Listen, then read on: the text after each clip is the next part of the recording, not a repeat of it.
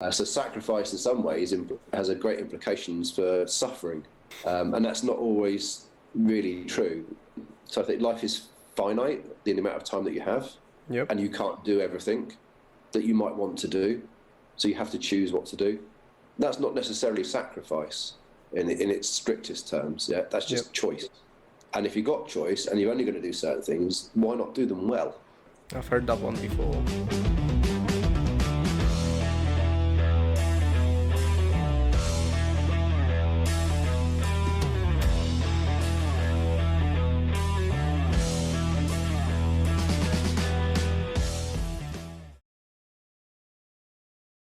Proving something to yourself, right? That you can still do it. It's not about them. I'm past proving anything to anybody.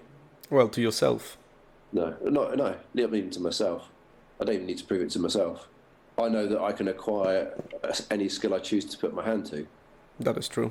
That is very true. And I think that's what most people miss. I know that. Yeah. But life is short. So yeah, you gotta pick your battles. Yeah.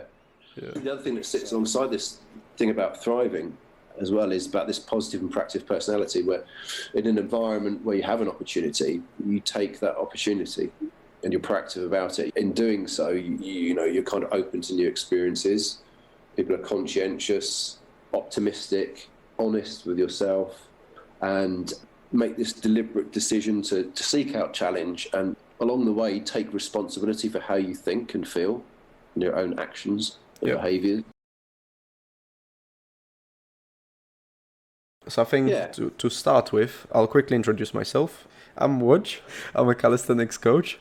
I've been running a calisthenics gym for 4 years. And Iain, why don't you introduce yourself? I'm Iain, and I am a sport and exercise psychologist. And I work with individuals and teams from world-class podium down to recreational people who want to just do exercise better. I work with coaches, athletes, head coaches and organisations. I work with people who want to exercise but can't, and people who can exercise but won't. And it's a very, very rewarding job. Okay. What about the case of people that can exercise but won't? Where is the issue there? So, yeah, that's a good question. Can exercise but won't. So the question there is what's going on in the environment. Predominantly, there is an environmental contribution, and it's certainly coming more and more sports psychology literature. There's more research into the contributions the environment makes into, and the organisation makes into how people perform and their resilience to setbacks and adversity, and how people can be more supportive, and people's mental health as well, especially during these last sort of few years, how we support and encourage people through COVID. It's really interesting about how small changes I find in an environment can just make big differences in how people engage with sport and exercise, because they feel that they can then want to do stuff. There's a great social aspect to it as well, when you see people working out or training with their friends, or for example, it then becomes a bit more of a thing that they want to be like, or want to be doing things with their friends. Okay. It happens at a whole bunch of levels. Don't know which level we want to talk about it, whether it's just recreational or... I think we could start with just your average person. Yeah, your absolute top of the bell curve. Average person. Well, there's no example that it is a bell curve anyway, but yeah, I get what you're saying. No, I'm not thinking of where I actually say that there is a bell curve there, but somebody who won't exercise but can, they just don't care. Or they don't see the benefit? No, they don't care. So I have a friend of mine who I went on a road trip once, and it was like a 4-hour drive. Yeah. And from the minute he got in the car, he told jokes constantly for 4 hours, 4.5 hours. And I was in stitches at the end. And I still, to the life of me, still don't know how he did it. But he did. Yeah. And I was talking about this with someone recently, and they said, well, you can't do that because you just don't care enough to remember jokes, which is true. Yeah, I probably could do that. I just don't care enough to go and learn them and remember them. And I think it's the same thing. It's just like, it's just not important. It's just not valued predominantly. Well, you wouldn't specialize in this particular branch of this type of job if it wasn't important, would you? Also, it would be quite hilarious if you had a motto training for life behind you and be like, yeah, I don't care about exercise. Yeah, I know, right? I think the thing is that what that example then translates into, that metaphor then translates into sport and exercise, is that people just don't prioritise stuff enough. Okay. And that's understandable when you've got a family, a kids, a job, and this and that and whatnot. It's easy to just do that and then just want to sit down. But if exercise and sport has meaning and value to you, and that's something that you're consciously aware of that meaning and value, then the prioritising takes care of itself, and the doing takes care of itself. And quite often in talking with people, it's helping them find that meaning and value that they probably have anyway, but they just don't know about because they've never been consciously aware or never had a conversation that's allowed them to explore that. And part of the skill and the art of what I might do would be to have a conversation, a skilled conversation with them that allows them to explore that in a safe environment. And that's where great changes get made. And some very, very simple conversations, but with some very, very hard questions for people to answer. They often say, "You ask really hard questions." So yes, I know. That's why I'm here. From my perspective, you also hardly ever give straight answers. It's generally a difficult. There's so many variables, considerations, and variations, but there are some simple principles. Yeah. Okay, so let's say I am a middle-aged obese woman who haven't done anything physical in her life, and now it's seriously starting to affect her ability to move and function. And she doesn't see a benefit of exercising. She haven't even crossed her mind. What would your path of development with that person be? I'm gonna be the lady. You look middle-aged. I mean, I feel middle-aged. I am lazy as heck. No, not morbidly obese either. But okay, I've got a fat person inside of me. Okay, so fundamentally, change is hard. Change is hard. Even if you want to change is hard. It's not easy. It's not an easy thing to do. However you frame it, on a continuum of easy, not easy to easy, or hard to not hard, it's something that requires effort. It's an effortful undertaking.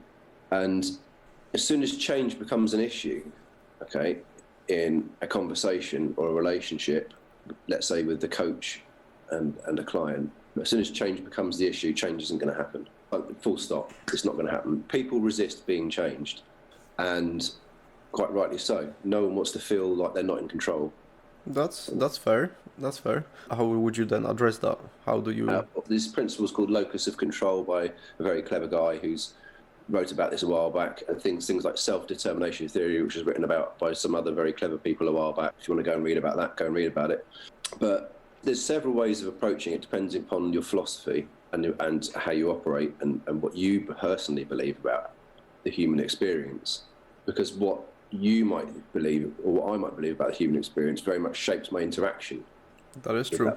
Okay, and being trained in several modalities of, I'm going to say therapy, but conversations, several modalities of conversations, having styles of conversations. And there are several approaches, but one of them is to actually sit alongside the person in their world and try and understand it from their perspective without judgment, and look at them unconditionally. And for them to see that you're sat there with them unconditionally and looking at them in a positive light. Okay. There's a chap called Carl Rogers who wrote about this. He wrote about something called unconditional positive regard. And that's the basic starting point for anything. Okay, by far, the most significant thing in this is your relationship with the person. Okay, that is more significant in determining a positive outcome than any approach you might have, any therapeutic approach or therapeutic model or you might adopt. So based on this little scrap of information, can we assume that a person is going to do better with a coach that they regard or feel highly of than a, say, equally as competent coach, but they don't necessarily agree with his or just don't like him as a person? Absolutely not. If someone thinks highly of your coach, okay, that is the wrong place to be. Okay, because you are in a position of power as a coach. Yep. You're an authority. Yes. Okay. Whereas the client is the authority. They are the authority on their own life. And if you're in a position of power, something's gone badly wrong. Okay. That might be a bit of a mind bender. Yeah, I'm just trying to think of which button I can press on my console to kind of display that. Let's see if I've got it loaded.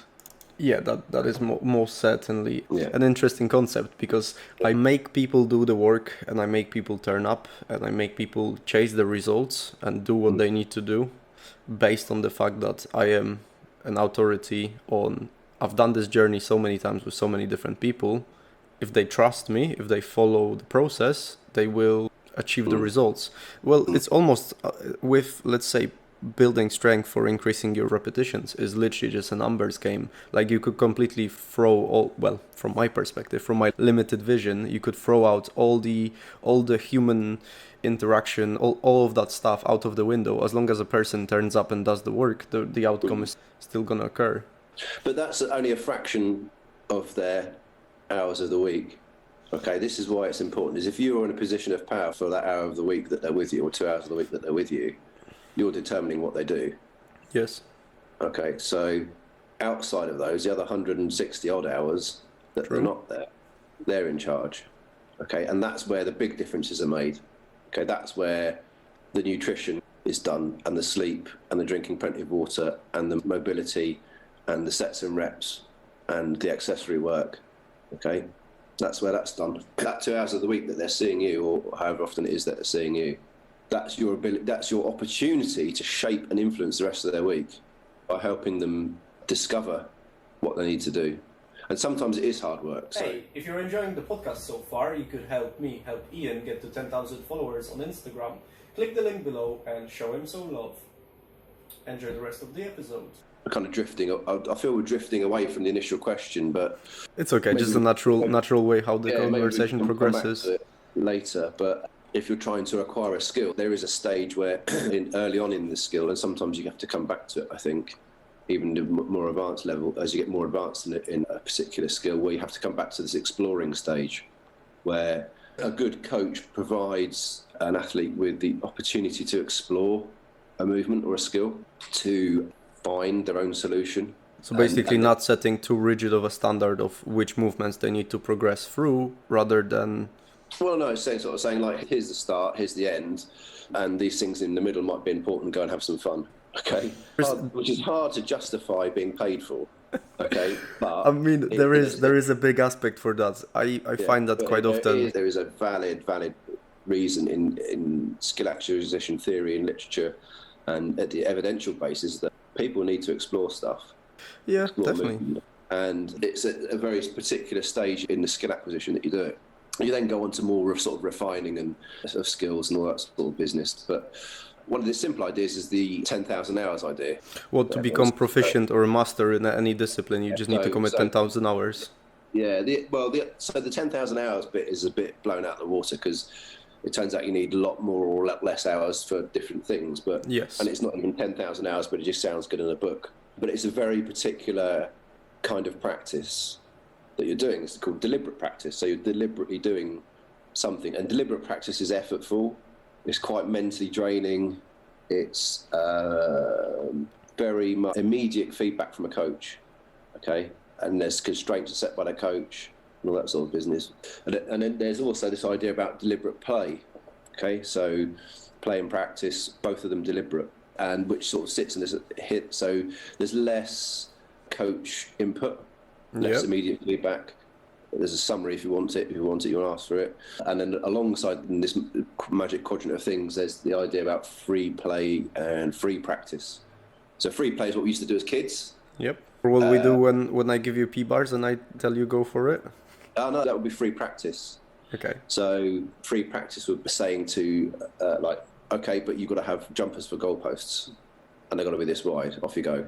So there is some constraints led by the coach about the task, but there's no feedback, no direction, no outcome expectation, and just go and enjoy it. And if you look at videos of people training at high end, so this is the thing. There's some evidence that says that there's no one more thing, some theories as well, is important of these four things. They're all kind of equally, and a friend of mine describes it that it's kind of like a band playing, or like a jazz band. And you need to have all of that. Everyone plays their part, but the whole thing sort of like takes shape together, but everyone has their own little solo to do at a certain time. You can hear the drums, or you might hear the bass, or hear the guitar. Okay. And there's like one thing's just sometimes louder than the others. And this happens over big cycles, like macro cycles, but it also happens within session.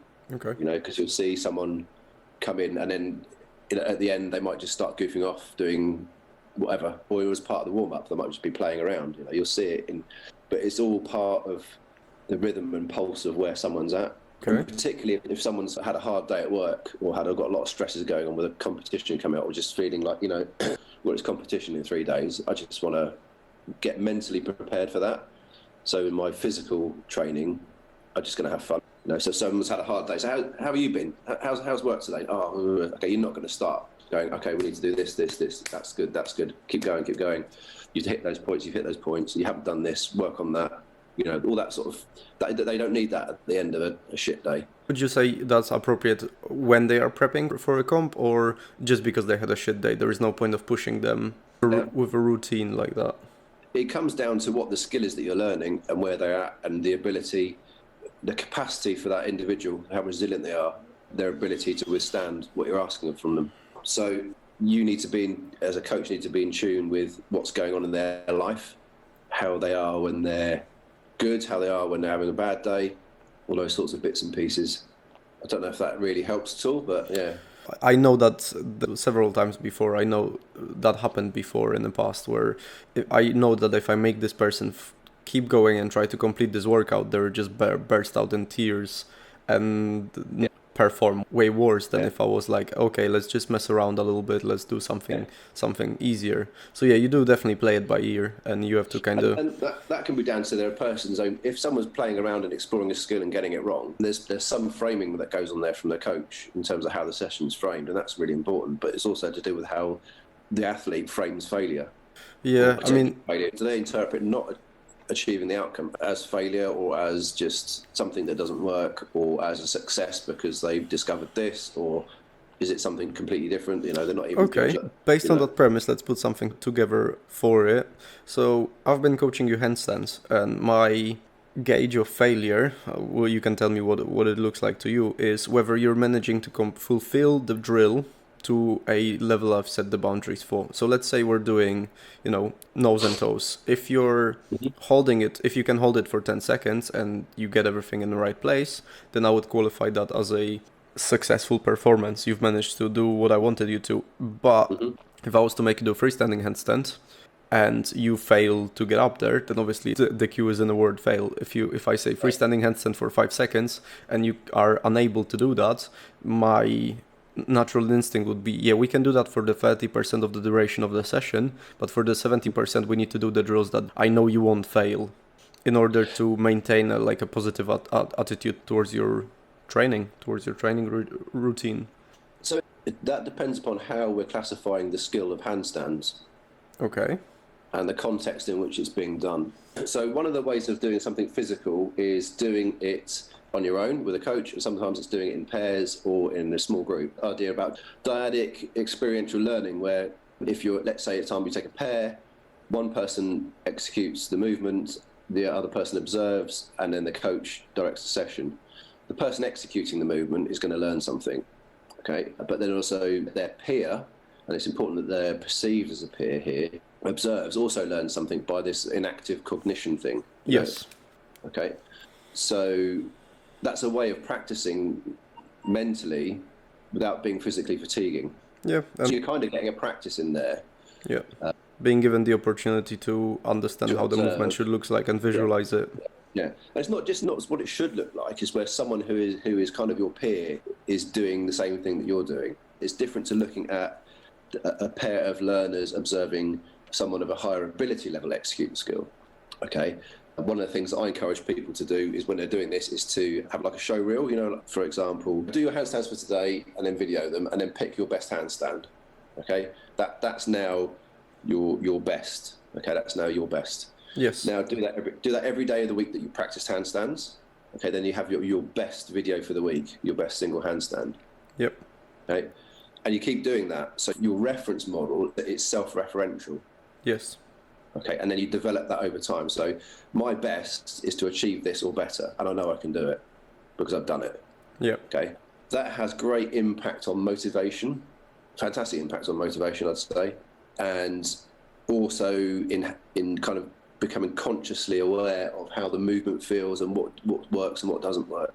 But going back to the skill aspect of it and how we're classifying it, we could take any calisthenics movement. So we could take a single thing like a handstand all the way up to a full-on routine with other performers. Yeah, a closed skill might be a handstand. Yeah, another thing might be linking a sequence of things on a set of bars where there's a bunch of other people doing other stuff that you don't know what they're doing. Yep. Okay. So at one end of this, and this is a continuum, it's not an either or. At one end is like this idea about a completely closed thing where a closed skill where you're refining an efficient technique on something. Okay, and at the other end, it's kind of open where your emphasis in terms of what you're acquiring it's about variations of technique of things. So, well, okay, I'm in this position now, but I know I've got these other variations I can then do on it because I can't go there now because Dave's doing this weird like full planche or something. Yeah. I've only got this space to move in, so I'll do this other variation. Yeah. So when you're developing, this sounds very much like Saturday. What has been? Yeah. So that clearly has implications for coaching. Yeah. Clearly has implications for coaching. The emphasis as a coach you put on what the learner is doing, okay, and where they're at in their skill, yeah, and that then shapes the deliberate practice. Okay. The other sort of aspect of it to think about is whether something has a fine motor control to it, or whether it's kind of a gross motor control. So a gross movement might be jumping up and grabbing a bar, and then a fine movement might be A muscle up. placing your position in the handstand bar through your fingers. Yep. Very, very fine control through the shoulders. So, like if someone was doing rock climbing, it might be tying a knot with one hand. You know? So in that kind of sporting context, I'm trying to think of different examples to give you. But where you have to be in a precise space or do a precise thing. If it's finely, In which case, I would argue that muscle up is both a gross motor movement and a fine skill because it involves a lot of precision. So there's also other aspects to the muscle up as well we could talk about. Yeah. Timing. Yeah. So with a fine control movement, the fine end of the continuum. This is a separate continuum now. We're looking at increasing the number of repetitions. Yeah. So it's a very small thing that you're trying to do. You want to be able to increase the number of repetitions as a coach, create that opportunity where they can do more repetitions. A very, very small thing. But which sounds really boring. So the challenge for the coach is to make sure that the learner is still maintained and engaging, that sort of thing. Yeah. Yep. Whereas a gross movement can be quite fatiguing. So you want to reduce the number of repetitions there and employ methods of practice where they're less fatiguing methods. So observing others or mentally rehearsing, or reviewing a video of what you've just done. Yeah. There's also this idea about sort of the cognitive aspect of it. So whether a skill is cognitive at one end of the continuum or it's just completely motor driven. So does thought have to go into the execution? Right. Yeah. So if thought has to go into the execution, we don't want to be overloading someone and wearing them out before they're fit. Before you want to keep that balance of being mentally fatigued and physically fatigued, so that the session is ended where they're both at the same time, not one before the other. So someone like who is at a novice level of a movement, say at a novice level of a handstand, there's a lot of cognition going on there. Yeah, there's definitely. I've got Potentially. So the more information you give the learner, the more they're going to have to think about. So if you say, do this thing, keep tight on your core, keep the weight over your shoulders, push your shoulders through, point your toes, squeeze your butt, tense your thighs, do this other thing. And go, what do I do and when? Yeah, look at the line between your hands, adjust through your fingertips, feel the weight in your palms. I'm really happy that you remembered all the cues. And if you're tipping the other way, do this other thing. So there's massive cognitive effort. Yes, that's why these days when I've got a new hand balancing client, all I do is crows with them, and I say, just keep shifting until it gets heavy on your fingertips, and then start trying to stop it. Yeah. So the implications for coaching there is don't overload the learner. Yeah, I'm guilty of that. I am definitely guilty of that because And also, the implication is you're not looking at the whole movement. You're looking at part practice. So it's whole sort of top type practice. Yeah. Yeah. This is the whole thing. These are the parts. Practice the parts. Put it all back together. Yeah. Yeah. Whereas at the other end, when the cognitive effort is less, either because they've acquired the skill and they're consciously aware of the movement and they've returned the movement pattern to their subconscious or the unconscious, if it's just motor control in the skill execution, so the implication is then we're actually encouraging whole practice, with the client. Do the handstand, do the planche, do the muscle up, do the front lever, So the focus and the implication for coaching is on the outcome of the skill. If you execute the skill well, the outcome is this thing. Yeah. And the coaching implication is to focus on that as an outcome. And so it's like, and not only is there different learner levels, different levels of ability that you then sort of say, where are they at? What's going on with this person? Are they thinking? It's also the same person on different days of the week or different points in a cycle of training, or their menstrual cycle if we're dealing with a female. Yeah, so there are considerations for that. There's a lot more research out there now about when and how they should push it and when they shouldn't, that's supportive of that elite levels. Would you say it only counts at elite levels? Because as much as there is benefit to push. So that has driven the research. Yeah, that's driven the research, certainly. So, but it will then sort of like pay over into other people, because elite levels are people, they are just people fundamentally. But the physiology is, in that respect, is no different. It's the idea about skills. So another sort of continuum to think about is at one end is something that's quite discrete. How you say you want to make sure you don't overload your athlete with too many cues. I feel like you're covering such a broad spectrum in such a short time. Well, you're giving me so many things about. I will question every. A straight answer, Woj. So I'm giving you the full answer now. Well, yeah, you're giving me so much things to consider. I'm just gonna be always like, I will be always forever insecure with every single interaction with my clients and athletes. You've recorded it. You can come back to this. Oh yeah. There'll be a lot of rewatching and being like, yeah, it's something that's quite discreet, and at the other end of the spectrum or the continuum, something that's quite continuous. Okay, and then in the middle there's this like serial aspect. So you're doing this one thing, you're doing something in a continuous flow, or you're doing something like A, B, C. Yeah. Okay. So can you bring an example? So a good example might be a single movement. So something discrete is a single movement. Yeah. So a specific maneuver or movement, pick one. Archer pull-up. Yes. So coming up like that, going out like this, yeah? So it's a single discrete movement, okay? There's a whole bunch of things that you can do to acquire that skill, let alone when we're talking about the physiological and physical side of the acquisition of that skill, we're talking about the impact of what the skill is itself and the implications for coaching, right? So that's a kind of a discrete thing, okay? The serial aspect of it would be how that integrates into a routine. Yeah? So it's a planned solo routine, yeah? A person doing a thing, I'm going to do this, and then I'm going to do into a front lever, into bar muscle up, into something else, right? Yeah. Okay, and then right at the other, as you go along this continuum, you reach this kind of like continuous idea where you might repeat the movement continuously. Okay. So that might be complete the movement or complete the sequence continuously, yeah? So the implications at the discrete end for coaching are things like what keeps the learner engaged in that single skill. Today we're going to do arch pull-ups, and we've got 2 hours of that. That's a bit of a challenge for the coach and for the client, right? So what is the context in which the skill is performed? That's an important consideration there in terms of how it's framed and keeps the learner engaged. I can explain how I would approach that particular movement, and then you can tell me whether I'm onto something. So obviously first thing is as you say, the gross motor movement that has to happen, and in that case I would do it unweighted. So I would either use a P-bar, so a person can keep all of their weight on the floor, and then make sure that they can repeat the movement the way I've displayed them, obviously without having the additional constraint of their body as a resistance. So I would definitely make them just go, okay, so you start like this, and as you squat up, you're gonna try to bring this wrist into the shoulder, tuck the elbow under, and then if they can perform the movement correctly without the resistance, then I'll slightly increase the amount of resistance bit by bit. Or scale the movement if they are not ready to perform it with just their current ability.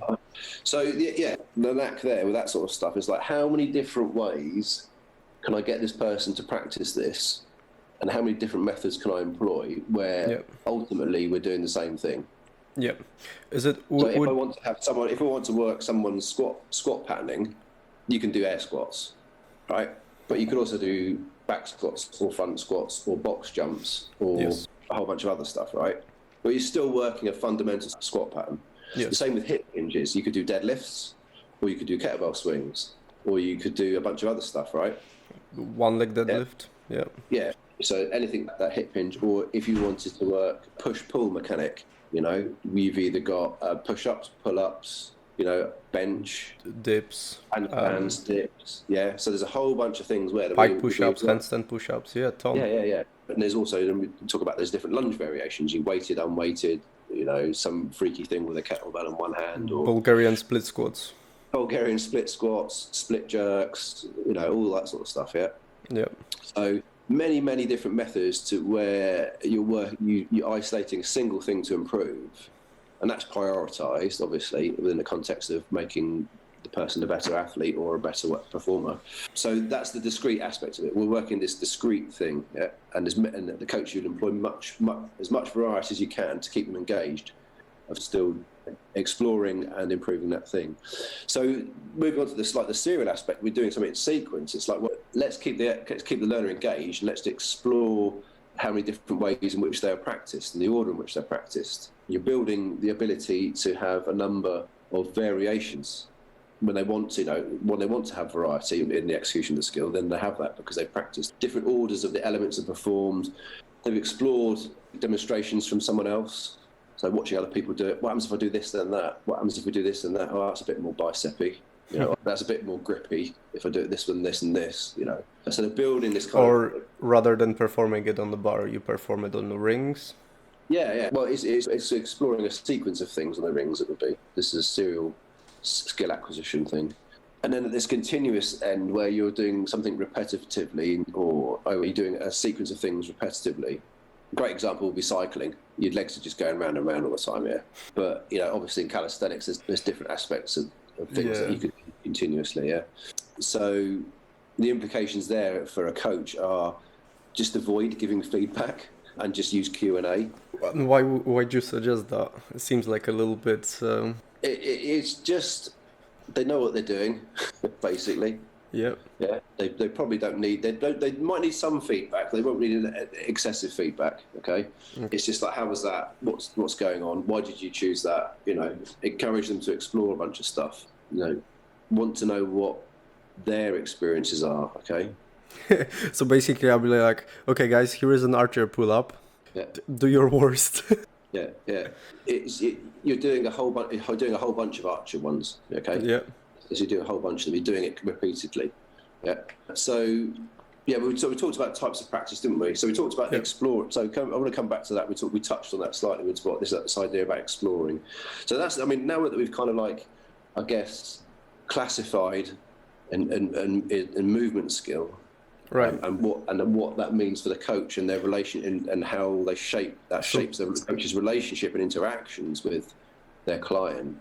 I guess is kind of, we come back to this types of practice. So if we're breaking it down to this kind of skill, what kind of practice do we need? And so we talked about practice to explore. So that's about the athlete or the client, your client, discovering new ways of executing a skill, or exploring or discovering their existing strengths and weaknesses. So you give them the opportunity to say, like, go try this thing, find out how you can execute it. What sucks? What are you good at? Yeah. See, I feel like in calisthenics, the interesting thing here is that you've put that person in control. You're not the authority. And if they're in control, they're in charge of their own motivation. Okay? Which makes our job much easier when they're not with us.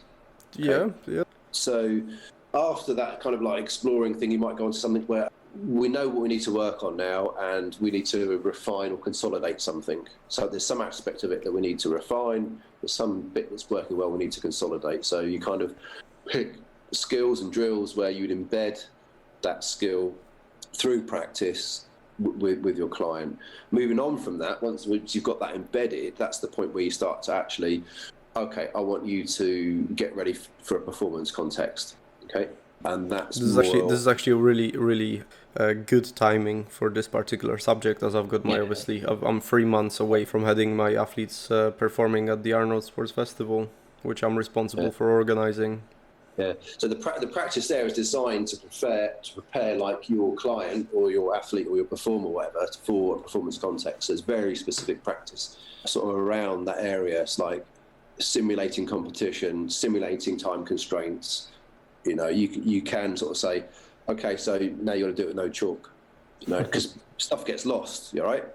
Now you can't do it in your favourite shoes.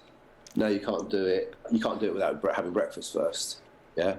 you haven't got your normal amount of time to warm up. You've got more time to warm up. You've got to sit there and wait for an hour. It's not time to go on yet. I know we said we start now, but you've got to wait. You can't do anything. Yeah. So there's a whole bunch of stuff about really tapping into how does someone cope with a performance context. I mean, did you watch the tennis last night with Raducanu? I mean, that late match, just having to imagine sitting in Wimbledon, waiting all day for a match that doesn't happen until really last thing in the day. How do you eat for that? How do you hydrate for that? How do you warm up for that? When do you warm up for that? How do you keep on top of your nerves? That is true, yeah. So there's a whole bunch of things there where you're sort of starting to step outside the actual skill itself, but you can still practice for performance. Would you prioritize that in preparing someone, or how do you pick those battles? It depends. It depends. Some people just don't want to engage in competitive sport or exercise, so that is meaningless for them in some respects. Yeah. They just want to practice to enjoy stuff. Yeah. Right. So, I mean, that's another aspect of practice, is that the type of practicing to enjoy. Yeah. It is immediate gratification. Yeah. It's like, there's a gym, go and have some fun, do what you want. Yeah. And it's around, just do what you enjoy doing. Why? Not because you're knackered. Not now you're knackered. You've done all the other stuff. Yeah. You're fresh. Go in there, have fun. And that encourages people to participate or continue participation. Yep. And that is that, as well as a coach, you need to know, right, okay, today's session is just about, you're all fresh, we're just going to have some fun. You've had a hard 3 weeks or whatever, hard 4 weeks or 6 weeks, just go and goof off, which you might have after a competition. Yeah. Yeah. You know, particularly in that kind of like low spot. It's like, oh, the competition was amazing. It's all back to normal life. Oh, you know. Yeah. So what I've observed after any event like that, being at the UCG meet, being a competition, there is a huge spike in motivation and excitement, and then you starting to get back on training on your own. Yeah. So go have some fun, because you can come away from it. It's like, I need to improve this. I need to improve that. I need to improve this, and this other thing. And you have a list of stuff. Write it down. Turn the piece of paper over, face down, and forget about it, and go and have fun. Mm-hmm. Yeah, because that'll still be on that piece of paper when you're ready to come back to it. Yeah. But so yeah, I mean, practicing for performance. One thing you can never do is you can never ever simulate a competition. Okay, outside. Yeah, of not fully. No, you can get stuff that's close to it. Okay, I mean, Michael Phelps, his coach used to hide his goggles.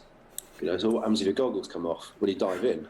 Go figure it out, right? But I guess that's after they've already addressed all the things that the athlete needs to do in order to perform at high level. Yeah, there's a time and a place for it, and there's only certain context for it. So there's no point in doing it if someone doesn't want to do it.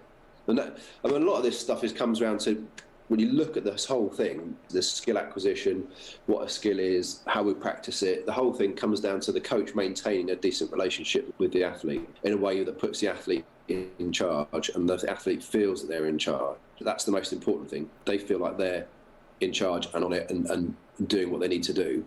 The job of the coach is actually say, I can give you some technical input, yeah? I'm not here to provide you with emotional support, but I can do it if you feel like you're having a tough time, but I'm here to provide you with tangible support on technical aspects of the sport that you're doing. Yep. And to do that in a way where they feel you're trusted and respected, and they themselves are valued by the coach as an individual in a positive light, regardless of success or failure. And that's the kind of basic starting point, I think, to work from, building that relationship, with moving forward from once you've got that, and the person feels like they're listened to, feels like you have empathy for where they're at, whether they're an elite performer or whether they're this middle-aged, overweight lady. Yeah. Once you've got that and you've got a rapport there, and rapport is something we could just dive into anyway. That's a whole other rabbit hole for us to go down. Yeah. Once you've got that rapport there, you really are have got a firm foundation, on a good footing, and that's the point where you can start to influence things. So I was told by someone a while back, which sort of rung true. They were professor of so-and-so of whatever it was, a head of department of something else, and in their sport, that they only ever used their title when they were talking to the parents of children, and they never used it. They were just Dave. That might help you.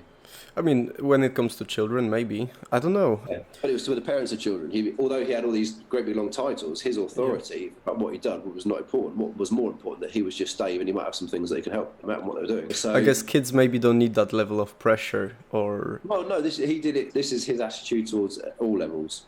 But it was very specific about the only time I ever used this authority was with the parents of children who think they know better for their children than someone who probably knows better than them. Fair enough. But yeah, so the ability to, without being recognised as an authority figure, is one of the mechanisms of influence. There's a book by a guy called Cialdini, called Influence, which outlines a whole bunch of principles of persuasion and influence. But sort of things like likability and scarcity and reciprocity and all those other things. It's a good read if you're into it. Yeah. But all that doesn't work unless you have rapport, unless you have empathy, unless you have unconditional positive regard, unless you're a good listener and have good listening skills. And once you've got that ability to influence, that's when change happens. But the change is instigated by the person.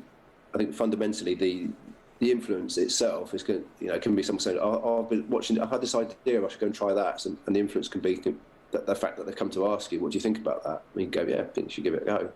But that conversation wouldn't have happened unless all these other bits and pieces were in place. Right. Anyway. So the initial thing that I had, what a few things that you wish you knew when you started training, now that obviously you probably started training before you became a sport and exercise psychologist, didn't you? What did I know? What would I like to know? Yeah, things you wish you knew when you started training, like that you know now. It's not a question out of nowhere, you knew that was coming. Yeah, I didn't bother preparing an answer for it though. Well, feel free to give me a counter question if you like to. It would have been wasted. Just have fun with it. A lot of it is just having fun. Even when stuff gets hard, have fun, I think. And choose who you train with. Ask your coach why. Why are we doing this now? Yeah. And if they can give you a good answer, get on and do it. I think one of the things is like, whatever your coach tells you to do, but they need to be able to tell you why they're doing it. Yeah, of course. If a coach just tells you how well you're doing, get rid of them. Well, yeah, that's not a useful feedback. You're better off failing and being told why you failed. Yeah. If a coach says you hit this, you did this right, you did this right, you did this right, I can see you putting a lot of effort in, good job, well done, maybe consider keeping them. If a coach starts talking about different muscles to you and all sorts of other things, as a beginner, get rid of them. Being able to talk about different things like that at a technical level is great communication from a coach to a coach, or a coach to a physio, or a coach to a psychologist. Although I do feel like there is benefit for someone who's already into a specific discipline to know those things. So general education is good. That's general physical education. When you're talking about protraction and retraction and stuff like this, or depressing and elevating, or anterior and medial and adduction and abduction, beginners don't want that. Well, they want to know, do this, do this, do that, do this. Is there another benefit to making them know the actual proper term for it? Like once I actually got them to do the movement? When they ask. When they ask. But that said, we're talking about very, very precise things. The words are there because they mean a very, very specific thing, and that's why they're there. And predominantly, they're there for professionals to talk to other professionals about a thing. That when that person correctly when someone runs, have you noticed that person externally rotates from their shoulder when they're sprinting? And they kind of do this thing, yeah, or do that thing, yeah. Yeah. Have you seen the knock-on effect to their gait and what that means for this and that and the other? Within their hips, Have you noticed the pelvic tilt? I mean, I quite often notice a similar. What the athlete needs to know is like that. Yeah. Yeah. So you then find a metaphor for them, for themselves. But let's say I'm working with a fair beginner who spent, let's say, 5 hours in the gym with me already, and I notice that they're doing their push-ups like this, clearly shielding one of the shoulders and only doing half of a repetition on the right-hand side. So having them already knowing what a protraction is, if I just tell them at this point where they are doing push-ups in order to correct them, it's like protract your right shoulder, then I can even them out and make sure that they're utilizing all the muscles and not just avoiding the weakness. Yeah. So I'm not going to answer that, but I'm going to give you one of your own answers back, which is shove the carpet. Sorry? Shove the carpet. Yes, that is a big step you up. could have never have dreamt of that. Okay, your athlete came up with that when you were coaching them. So you go like that and then just shoving the carpet away. Yeah. Okay. You could have used. There's so much medical terminology we could use for that, scientific terms, but the person came up with the metaphor themselves.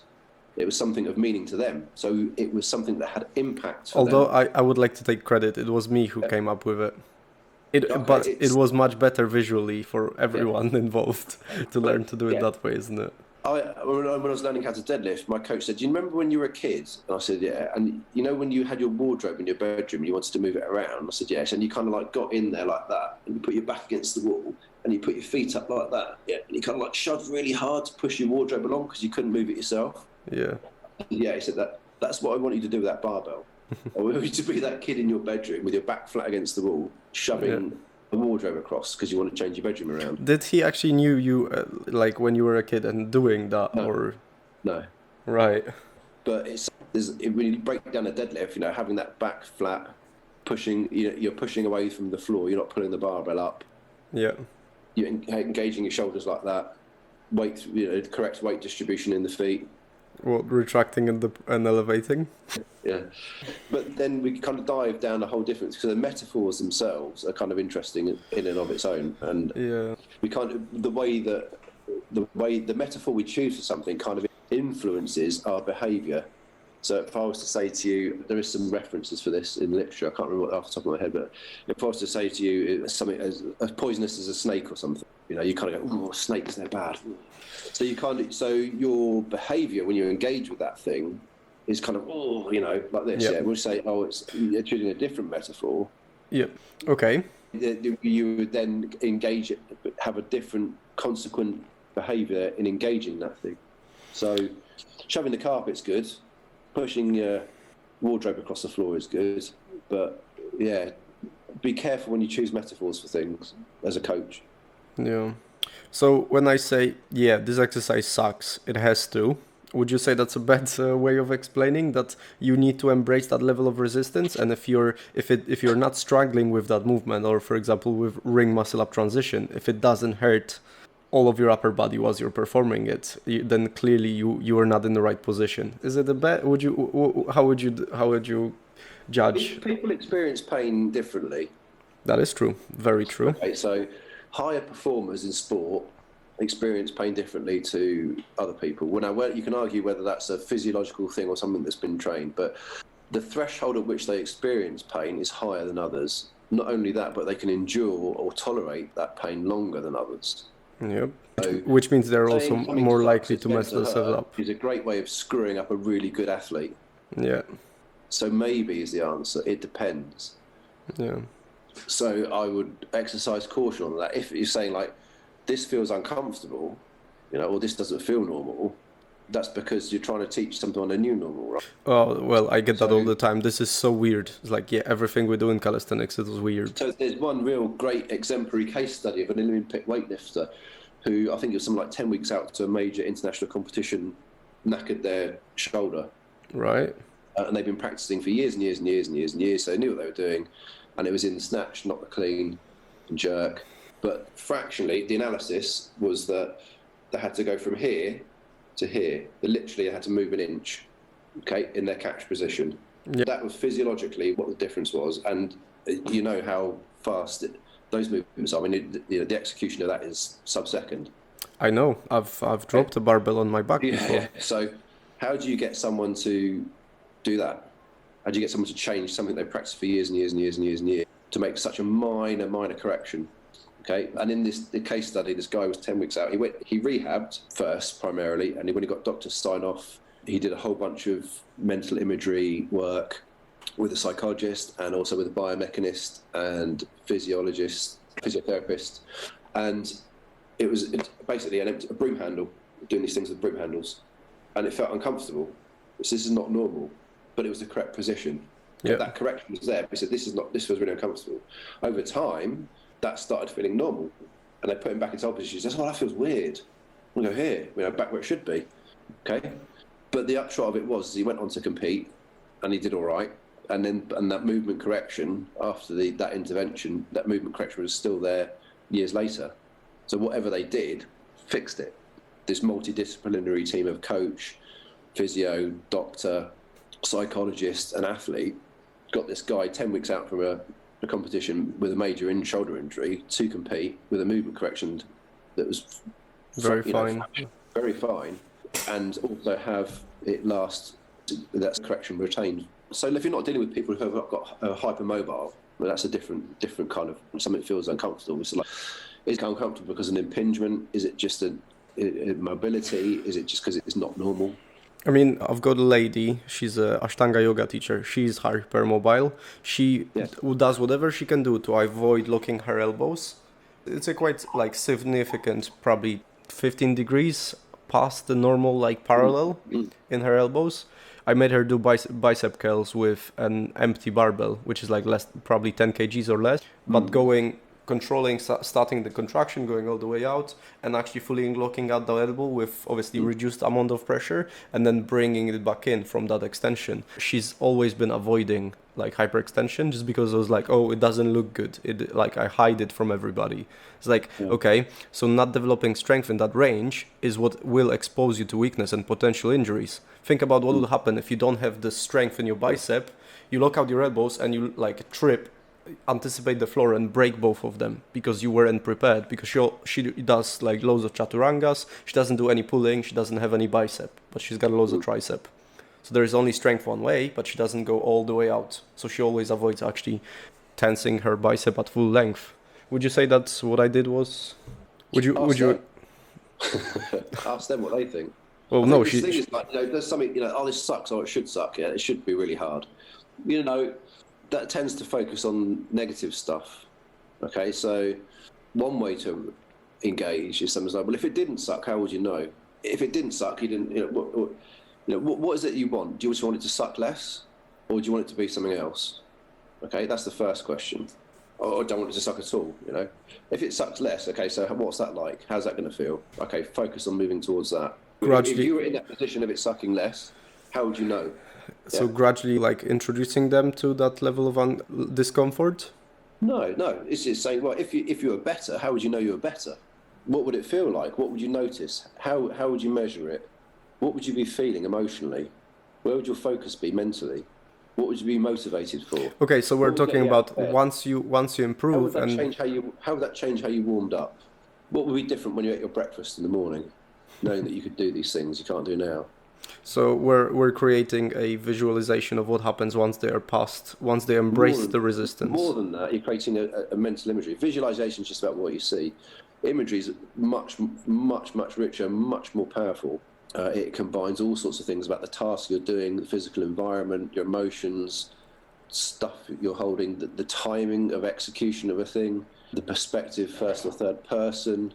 There's a whole bunch of stuff in imagery, whereas visualization is just about seeing stuff. It's a poor second cousin. And if say, well, I don't want it to suck, I just don't want it to suck at all. Okay, so if it didn't suck, what would you notice? What would be there? It's like saying, I don't want to be miserable. Okay, so if you weren't miserable, what would you be? Not miserable. Yeah, but what would take its place? I don't know, I never thought about that. Yeah. So see, I struggle to answer this myself though. Yeah, so the thing is that the idea about we do what we've always done, yeah? Yep. Okay, and the real nugget is that your past, you create in your present. Yes. Okay, so your perception of your past you create right now. Yeah. Just do it now. Future, yeah. So, do it now. Yeah. So if you could choose from your past, and move forward, if you to put yourself in the future, looking back on where you are, what would you notice? Yeah, I mean, there is multiple things that come to my mind whilst we talk about if there was something that I could introduce in my past in order to encourage myself for a further practice in future. It would probably be more like taekwondo, martial arts kind of things. Just because I'm really I feel really inadequate with all that stuff. But if I just made more effort into practicing basic drills, I know I would be much better off. I would have a more positive association with that, with the whole discipline. So this is how it works, is that I had some experience in the past, or someone had some experience in the past, and we could go, that's a life-defining thing, and it's made me miserable, and I'm just always miserable, and I'm worthless, and the world's against me, and I'm basically unlovable, and people are horrible, and the world's not a safe place to live in, and it's completely unfair. How does that help me now? How does it help me in my future? It doesn't. No. What I can do is I can say, that really tough thing happened, and that must mean I'm actually quite hard and tough and resilient, and I've got a lot of courage and bravery. So that's framing. To get through that. That's framing. So I'm then creating my past and the present in a different way. Yeah. That same process can happen and say, well, if it sucked less or it didn't suck at all, what would it be? It would be this thing. So, okay, looking back at where you're at now, what would you notice? What would you notice about this thing in the future? Yeah, I'd notice these things. Okay, so where you are now, are you noticing those things now? Well, actually, yeah, I am. Yeah, I'm noticing, and your attention is then drawn to things that are congruent with where you want to go. I'm still like so hanged up on the idea of ring muscle up transition, and how can I flip the coin on that? Ring muscle up transition, go on. Well, it's just because it is one of those movements that really suck whilst doing it, and it has to suck in order for you to build the strength there, because nobody's using their forearms like this under load of resistance, but that's exactly what you need to address in order to get there.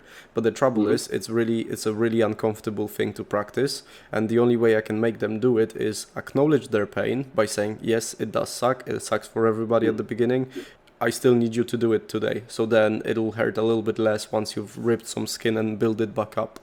So I don't create any, it's a constrained thing. It's a complete, like there is no deviation from that. Yeah, I know, I acknowledge your pain, you still have to do it.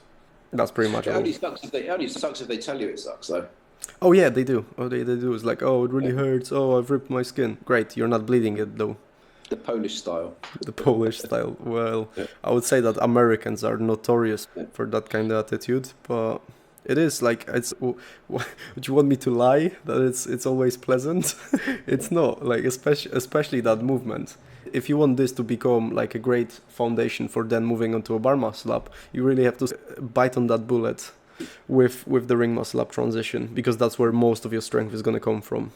So this is the thing, isn't it? If someone was good at ring muscle up transitions, how would they know that they were good? How would they know that they were good at them? How did they know that their ring muscle up transitions were right for them and for other people who are significant, whether that's the coach or whoever? Yeah. How do you know that what you're doing is right for you and where you're at is where you're at? The practice has to be right for them. It has to be, they have to be doing the practice in a way that's right for them and right for the coach. Okay, now if it's ripping their skin and they can't train the next day, something's gone wrong. They're not doing it in a way that's right for them. They might be doing it in a way that's right for the coach or someone else, but that's not necessarily right for them. Well, the reality is they are most likely don't have rings at home, and they're not going to train until I see them next, which means by then their skin should have hardened. Yeah. But also, there's a point at which you stop before it rips. Yeah, no, of course. So of course. Developing that self-awareness and being comfortable with saying, I'm stopping now, and I'm okay with that. Because I know it's going to take a while to acquire this, and I'm happy with growing slowly. I know that I can't pay for instantaneous gratification. Yeah, there is a level of that, although as a coach, I'm desperate for people to like justify their effort by getting the results on the practice as soon as possible. Like they stick around for the atmosphere. You value their time. Their time is the most valuable commodity that they have, and you're respecting that. Yeah. There's nothing necessarily wrong with that, and I think that's a great strength to have. Yeah, I'm desperate to get them the results. And if you're maximising your time with them for their goals, then continue to do that. Okay, well, you're not correcting me right now. How am I supposed to get better? You need to explore. Maybe not on Twitch. I don't have the solution for you. I know some stuff, basically. Yeah. I think you have your own solution to that. But I'm happy to have a conversation with you and ask you some questions where you might find your own answer. Okay. Yeah. Do you have any questions that you could ask now? Possibly, but maybe not on Twitch. Okay. So I really like the fact that you said record your attempts and the best one is gonna be your reference point, and that's what you're gonna be striving to earn. Yeah. But at the same time, I feel like I understand that there is such a huge fluctuation with your performance with handstands, because I've taught so many people, and I can see like the only way to guarantee a consistent trend of improvement, very slight even, is by making them do it really, really often. And I understand that it's not necessarily realistic. So I like the idea of creating some framework, but I'm not sure if it's realistic to do so. Because at the end of the day, it's your time to spend with Michelle to do something together. And it's also an opportunity for you to, as you say, explore your movement. I don't want to put too many constraints to make it stop being fun. So I'd rather to be like not really putting much pressure on you or making you do like any additional homework. If you get to practice, great, but that's your responsibility, and that's down to you to decide to do so. So that's the approach I pretty much took with you guys. Besides that, there is obviously other constraints, as in... I think the thing when you're doing practice like that is a very specific... I think the role of the coach in that sort of scenario is to provide the opportunity for us to engage in very deliberate practice. There is pretty much immediate feedback, immediate correction, immediate reinforcement from someone who is able to provide technical and tangible support.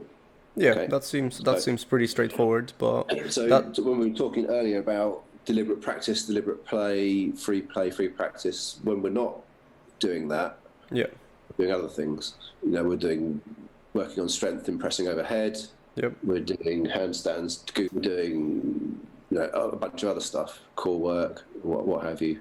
That is conducive and supportive of that particular thing that we're practicing very deliberately. And like I said earlier, there's a rhythm to it. There's like a flow to it, and all parts. No one thing's more important than the other. They're just louder sometimes than other things. And that training, that deliberate practice, is the point at which that comes to the fore in the orchestra or the band or whatever it is, and takes priority over having fun and doing it for the fun of it. And doing it for the fun of it might be down the park in the sunshine. That's it. Or, as part of warming up for something else. But the actual specific training for the skill is something different that you can't necessarily get from other places. And it's part of that tangible support sits alongside another kind of social support, which is the emotional support, which isn't always the role of the coach. It can be, though. But that social support, having that social support, is a very important facet or factor in resilience. So being resilient to setback, being able to... So what we know about from people who are high achievers or who are highly resilient in time, who are able to cope well with adversity and crisis, they're highly resilient individuals, but around them they have a network of things where they can go to and they can ask technical support. So in the business world, that might be, talk to your accountant or talk to a mentor or talk to someone else, But they've also got their wife or their business, their wife or their family behind them. And there's a whole bunch of other things that contribute towards resilience or being highly resilient. And part of this resilience thing is the ability to then thrive. Resilient people thrive more in life. They generally have positive and proactive personalities. They have the ability to reflect and draw on past experience and learn from it. They have a great sense of control. They have a sense of adaptability and flexibility about things. They have good balance and perspective about the work life and what's important. Sometimes with some high performers, it's not a work life thing; it's just a work balance. But they have this idea. But they have perspective on what's important to do well. They're able to detach from stuff, have mastery and control over things. They don't necessarily have pastimes. That earning money in business might be their pastime. They just happen to be doing it for a job. So, but they know what's important. They have balance and perspective. They can balance working with others well. I reckon it's how much sacrifice you're willing to take and how much you can handle, right? It's basically what sets your balance. Sacrifice is the right word. I think one of the things if you go and read the works of Ludwig Wittgenstein, how language shapes thought.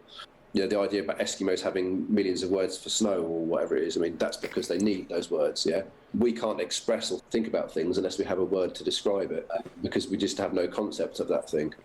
So sacrifice in some ways has a great implications for suffering. And that's not always really true. So I think life is finite, the amount of time that you have, Yep. and you can't do everything that you might want to do. So you have to choose what to do. That's not necessarily sacrifice in its strictest terms. Yeah, that's just choice. And if you've got choice and you're only going to do certain things, why not do them well? I've heard that one before. I don't know who from. Oh, I think it's a pretty common theme with most people who are like into self-development. Or like, if you're gonna do something, you better do your best or don't bother. So the thing with people who thrive, really thrive, and people who are really resistant, is they make an active choice to operate in the most demanding environments, in sort of capricious circumstances, and they have this ability to prioritize well in dynamic situations. So they seek challenge, and challenge is this sweet spot between the resources that you have to bring to bear to a task where you're invested in the outcome, and you have the demands to meet, the resources to meet those demands of that task, or your perceived demands of the task. And importantly, in constantly seeking out that challenge, you then reflect about what you've learned.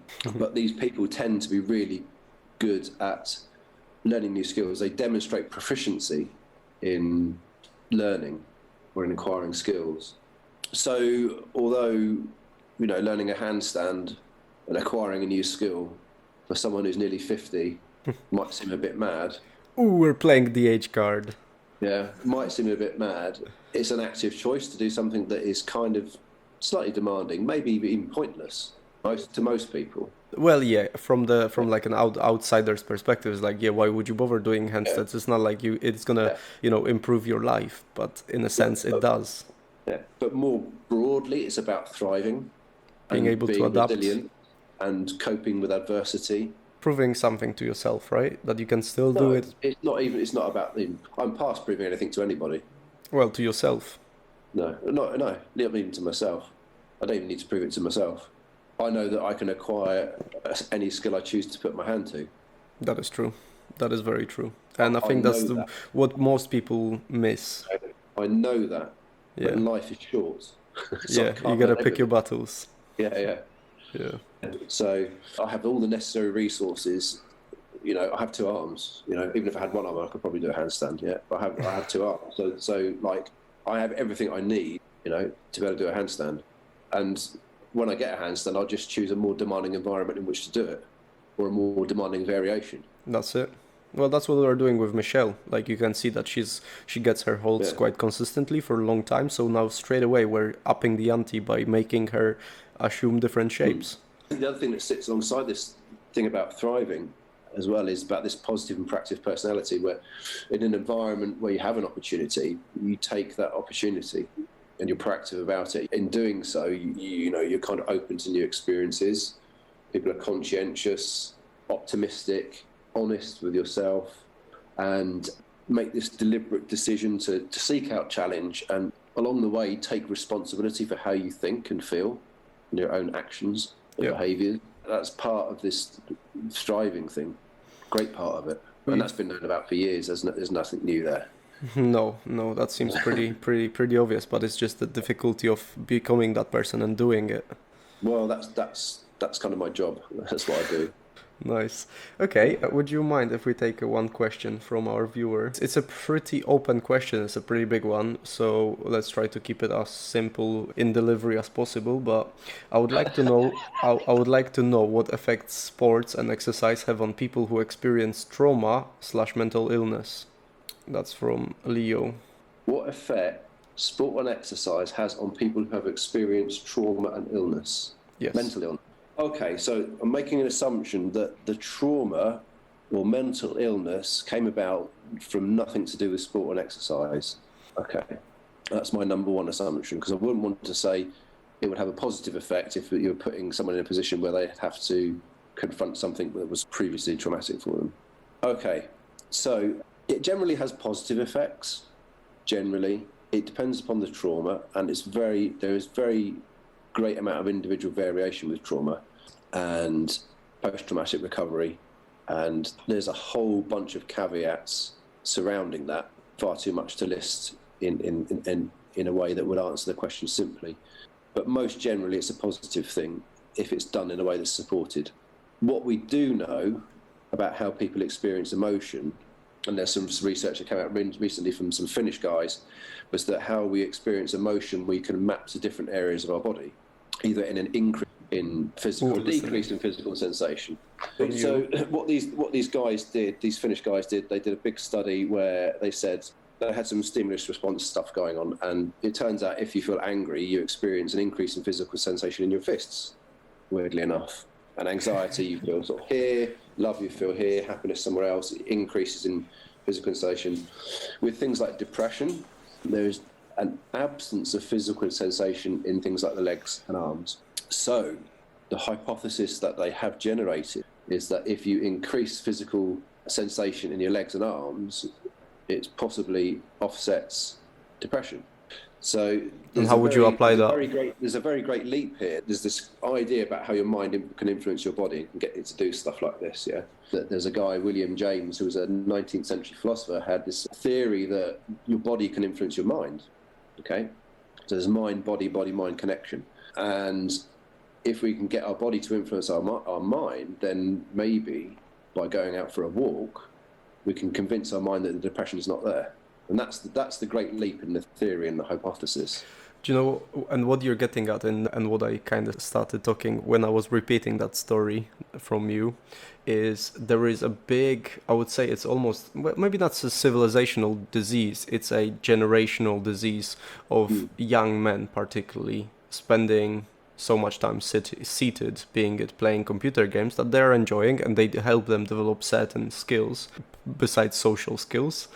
But there is a big ratio of those people who have like a seated in front of the PC lifestyle that it does have a detrimental effect on their mental health and their physical health. So there are other studies which support the idea that going out into nature and spending time in nature and green spaces and open areas is helpful for mental well-being. What that research hasn't accounted as a moderating or mediating variable in that research is the fact that you're using your legs to get there or to move around in that environment or in that space. So who knows, I think, but what we do have is evidence. But how it works, we're not sure. There are theories, there are hypotheses. How it works, we're not sure, but we do have evidence that says it works. I think the conclusion is, if you're feeling depressed, start and thinking if sports would help, just go for a fucking walk. Yeah. So people talk about endorphins in running and stuff like that, and runners high and stuff like that. And that's a different mechanism. There's something hormonal going on there, which is measurable in blood work and stuff like that. Yeah. Wouldn't that support the body-mind connection? Mechanism. That's a body-mind. So that's a body-mind connection. So here's the other thing about challenge and threat. Okay, within exercise and sport, particularly. I mean, it crosses over into workplace environments and organisational psychology with the job demands resource model.